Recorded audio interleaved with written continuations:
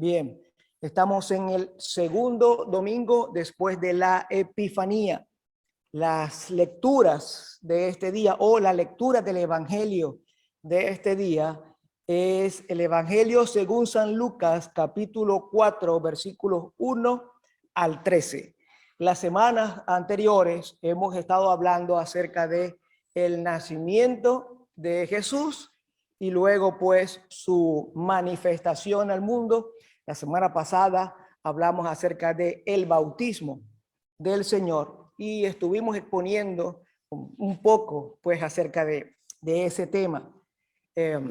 Hoy he querido darle continuidad al Evangelio, trayendo pues para todos ustedes lo que ocurre inmediatamente después que Jesús es bautizado y se oye, ¿verdad? Se abre el cielo y se oye esa voz del Padre que hablándole al Hijo, como decía la semana pasada, la Trinidad puesta de manifiesto, el Padre hablando al Hijo, diciéndole: tú eres mi Hijo amado, en quien me complazco.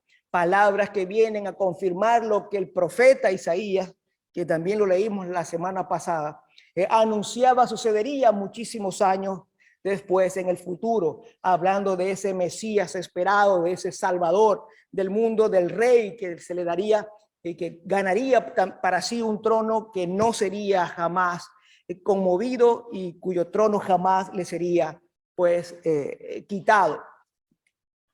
Hablamos acerca de cómo la sociedad, el mundo, los estados, de alguna manera pues intentan robar a Jesús su deidad, convirtiéndolo en un hombre de gran enseñanza humanista, gracias, de gran enseñanza humanista, y yo les decía que debíamos ser radicales y no podíamos permitir que al Señor se le quitara, pues se le robara su deidad y dejásemos que lo convirtieran en un hombre a la altura del profeta Mahoma, de Buda, del Dalai Lama más cerca, de Gandhi con un mensaje de paz. No, porque ninguno de ellos pues estuvo en la creación, ninguno de ellos dijo que hubieran estrellas que nacieran o que aparecieran, trajo a existencia al mundo, absolutamente ninguno de ellos, y que solamente nuestro Señor estuvo allí y que todo el mundo fue creado por Él y para Él, que Él es Dios y por tal razón no puede ser comparada su palabra con la de los demás. No puede ser comparada. Al contrario, todos ellos deben someterse y sujetarse pues a esa palabra que el Señor trajo, a esa palabra que el Señor pues nos dio. Y les mencionaba que sentía algún celo, alguna molestia cuando veía a nuestros líderes en reuniones pues con jefes de estados, con gobiernos, hablando mucho más del cambio climático que poner a Jesús y que decir o llamar a Jesús, hablar de Jesús en una reunión de estas es terriblemente mal visto y ninguno se atreve porque no es políticamente correcto, porque en pro de la paz y de la unidad, ¿verdad? De la falsa unidad, porque si no nos unimos pues alrededor de la figura del ser de nuestro Dios, lo demás no es verdad. Nosotros no podemos ceder, no podemos vender la verdad o cambiar la verdad, porque incluso algunos la venden, cambiar la verdad por una tolerancia, por una fulana tolerancia. Y de esas cosas pues hablábamos la semana pasada. Esta semana, como dije, nos toca entonces hablar acerca de ese periodo donde el Señor va y es tentado por Satanás en el desierto. ¿Y qué nos enseña a nosotros esto? Y voy a comenzar de esta manera porque hoy tengo un predicador invitado. No vaya a creer, mire, un predicador bien especial.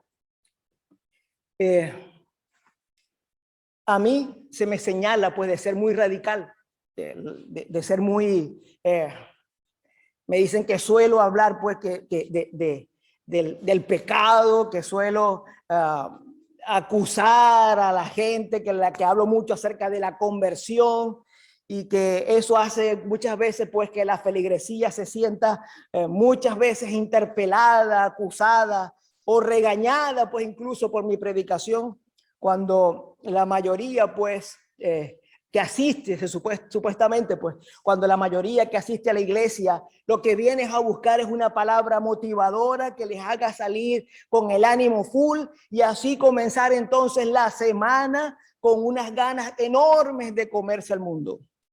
El problema, mis hermanos, es que el evangelio de Jesucristo poco tiene que ver con eso que muchos piden. La buena nueva no es que tú tienes el potencial para comerte el mundo.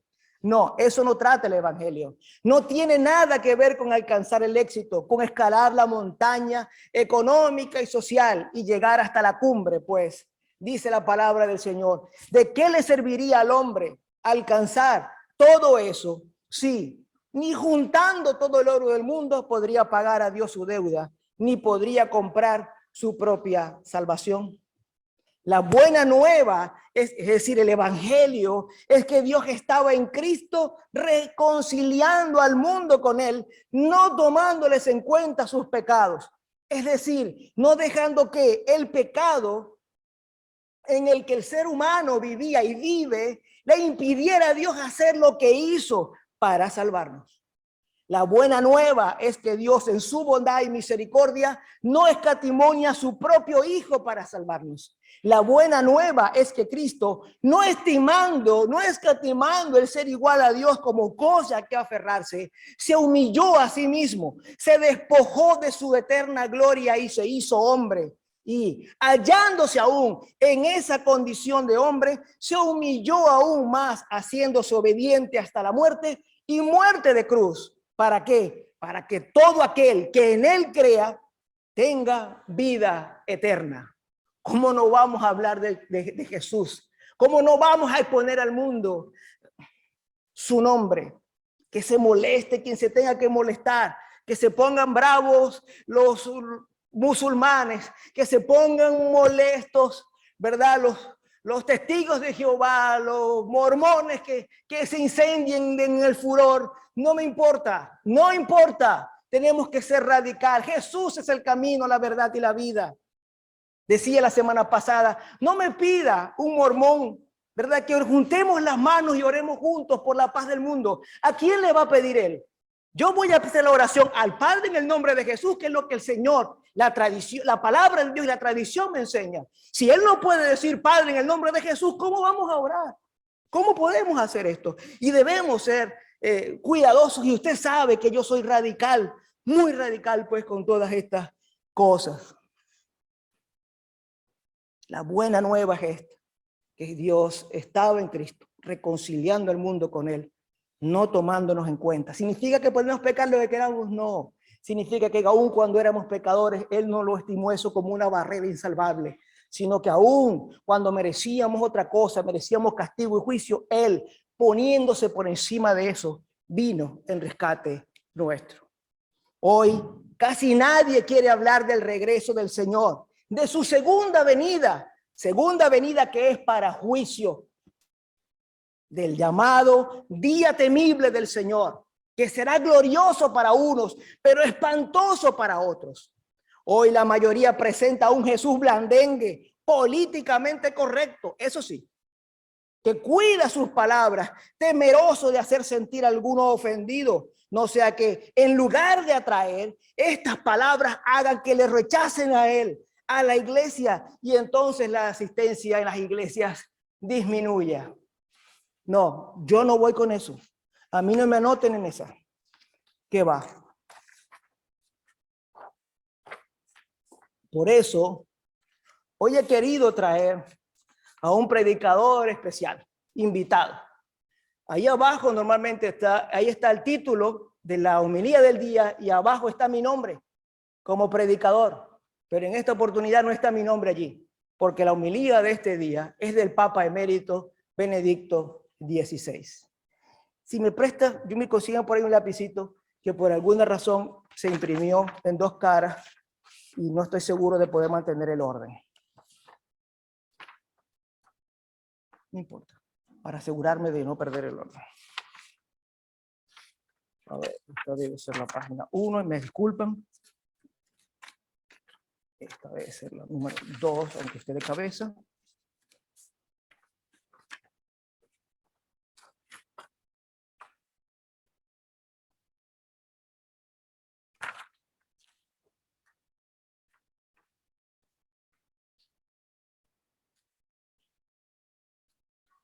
Esta es la 4. Esta es la 3. Bien. Así que hoy, aunque van a escuchar mi voz, esta homilía no es mía y quiero, por supuesto, dejarlo claro pues para todos ustedes.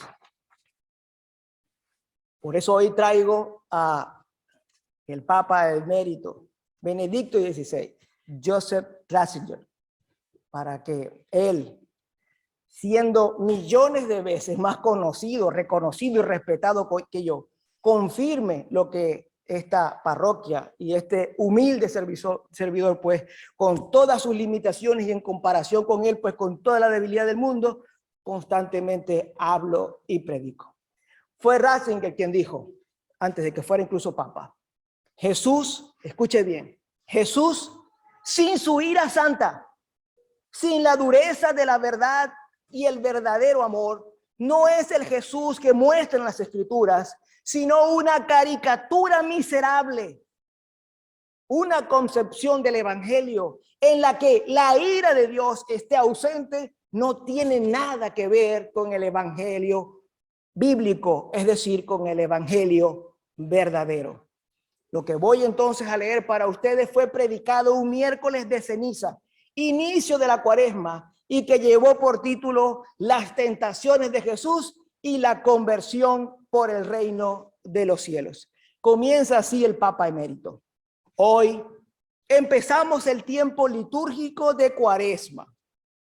40 días que nos preparan a la celebración de la Santa Pascua. Es un tiempo de particular empeño en nuestro camino espiritual. El número 40 se repite varias veces en la Sagrada Escritura. En especial, como sabemos, recuerda los 40 años que el pueblo de Israel peregrinó en el desierto. Un largo periodo de formación para convertirse en el pueblo de Dios. Pero también un largo periodo en la que la tentación de ser infieles a la alianza, es decir, al pacto con el Señor, estaba allí siempre presente. 40 fueron los días también que pasó Jesús en el desierto antes de iniciar su vida pública y donde fue tentado por el diablo.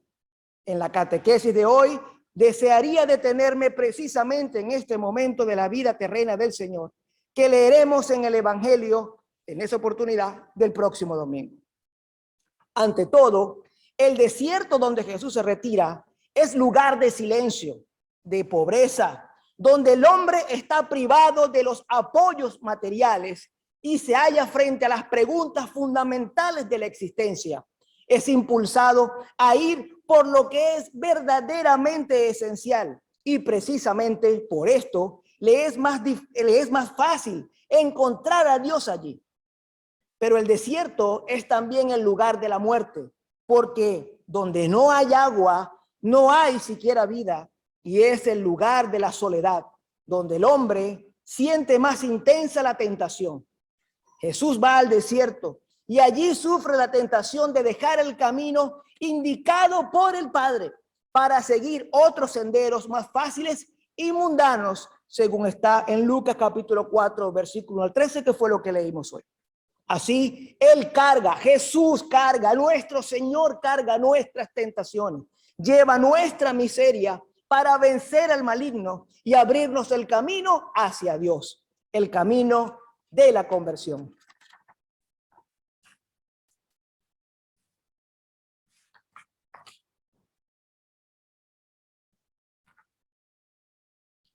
Reflexionar sobre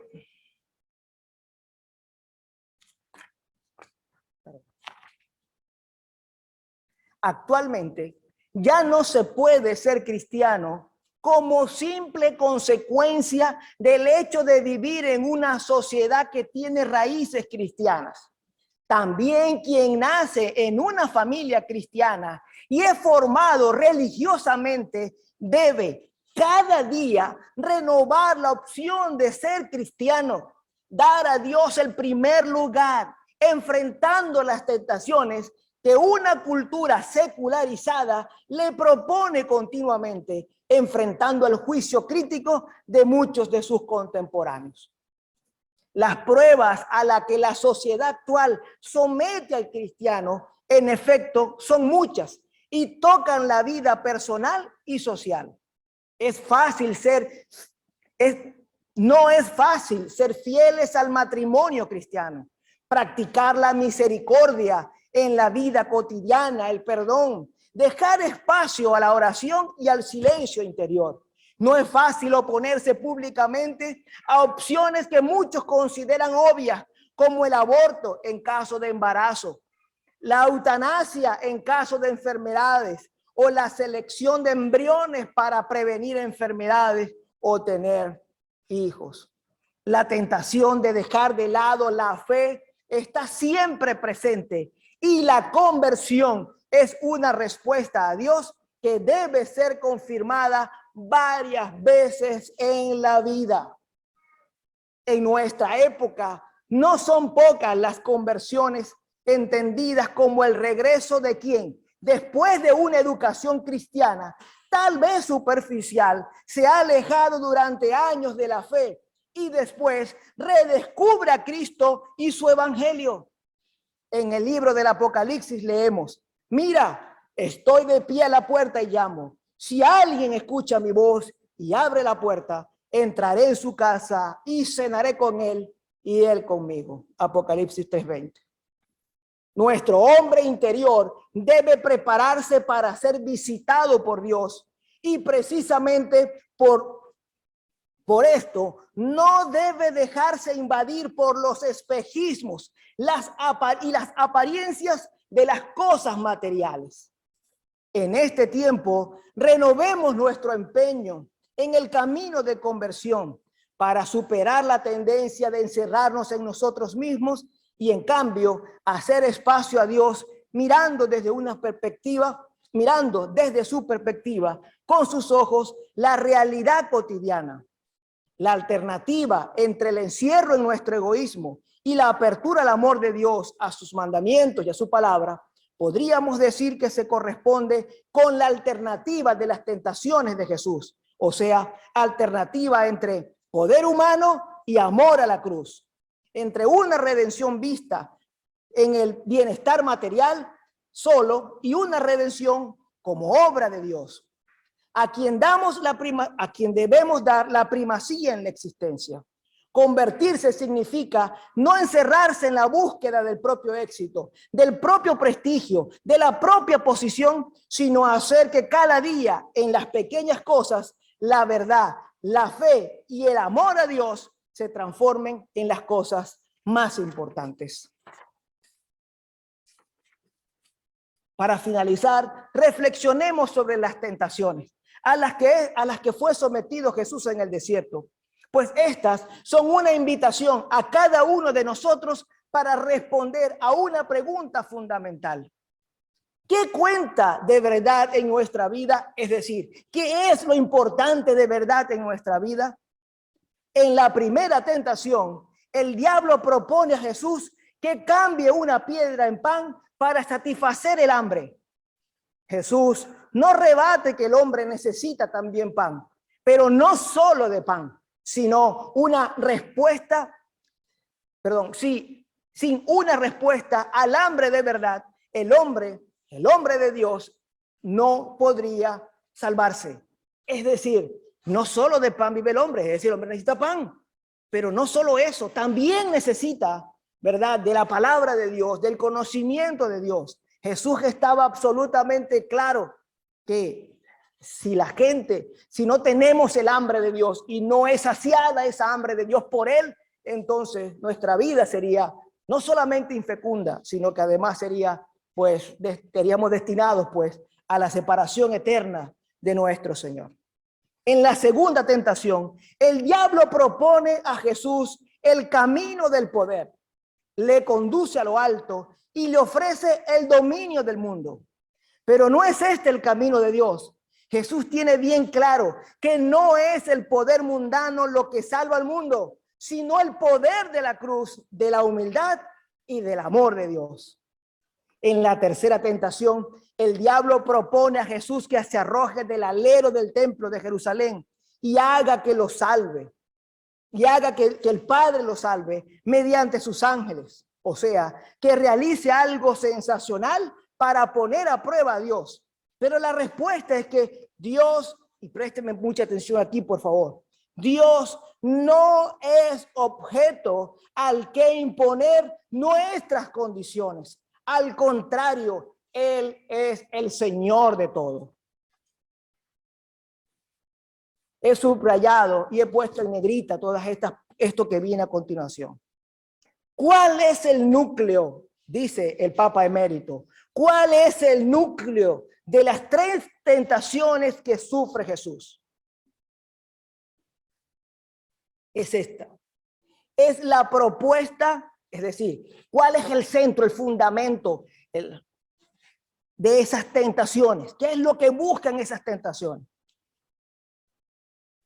Es la propuesta de instrumentalizar a Dios, de utilizarle a Él para los propios intereses, para la propia gloria y el propio éxito. Y por lo tanto, en sustancia, de ponerse a uno mismo en lugar de Dios, suprimiéndole de la propia existencia y haciéndole parecer a Él superfluo. Cada uno debería preguntarse, ¿qué puesto tiene entonces Dios en mi vida? ¿Es Él el Señor o lo soy yo? Esto es mío. ¿No me han oído ustedes hablar acerca de esto constantemente? Que la gente, sin darse cuenta, cae en esta tentación y quiere es la comodidad, quieren es el éxito a toda costa, y ellos creen que van tras Dios y dicen cosas como que Dios Dios me acompaña, Dios me ayuda, Dios está conmigo, Él me fortalece, pero resulta que no va Dios. Ellos no van siguiendo a Dios. Ellos usan a Dios como un instrumento, como si fuese alguien que va limpiando el terreno delante. Se proponen planes personales propios para alcanzar X o Y cosas. Y después que ellos han elegido lo que ellos quieren hacer con su vida, mandan a Dios delante para que limpie el camino, quite las piedras y ellos puedan transitar libremente. Y no es así. Es al revés. Es decir, Señor, ¿dónde estás tú? Para yo caminar detrás de ti. No para yo mandarte a ti delante. Es para yo caminar, seguir tu voz. Seguir tu voz. Para que así me conduzcas como oveja tuya a lugares de delicados pastos. No al revés. No al revés. El ser humano cae en la tentación y quiere definir en contra de la voluntad y lo que Dios ya ha dicho y definido, lo que es bueno y lo que es malo. No es que el aborto, si le ponemos esta condición, esta característica y tal y cual cosa, fíjate, y lo ponemos aquí, le empezamos a poner cuanto perolito podamos para intentar aprobar un crimen. No se puede. Definitivamente no se puede.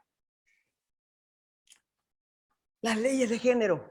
No hay manera, no hay forma de encontrar en las escrituras, no hay manera de encontrar que Dios apruebe que un hombre se case con un hombre y que una mujer se case con una mujer. No hay manera. No hay manera, pero el hombre busca y rebusca y hablando acerca de un falso amor, porque para poder encontrar la definición verdadera del amor hay que venir a las escrituras, porque Jesús es la verdad y fuera de él todo es mentira. Miremos en qué consiste el verdadero amor y entonces podemos hablar de amor. Pero ¿qué pasa? Como yo decía al principio, la gente va a buscar la definición de amor de un filósofo, de una escuela de pensamiento, y si esta le gusta, la toman. Y si va al contrapelo de lo que la palabra de Dios dice, no importa. Porque total, Dios es amor. cuidadosos con esto. Cuidadosos con todas estas cosas, mis hermanos. Superar, continúa el Papa, superar la tentación de someter a Dios a uno mismo y o a los propios intereses, o de ponerle también en un rincón y convertirse al orden justo de las prioridades, dar a Dios el primer lugar, es un camino que cada cristiano debe recorrer. Convertirse, por tanto, es una invitación, y con esto finaliza, convertirse es una invitación que escucharemos muchas veces. Significa seguir a Jesús de manera que su evangelio sea guía correcta de la vida. Significa dejar que Dios nos transforme, dejar de pensar que somos nosotros los constructores de nuestra propia vida y de nuestra existencia. Significa reconocer que somos criaturas, que dependemos de Dios, de su amor, y solo perdiendo nuestra vida, en Él podemos ganarla. El que quiera ganar su vida, la perderá. Pero el que pierda su vida a causa de mí, éste la ganará, dice el Señor. Esto nos exige tomar nuestras decisiones siempre, cualquiera que ésta sea, a la luz de la palabra de Dios. Hasta aquí la homilía de este día, la homilía del Papa Emérito Benedicto XVI.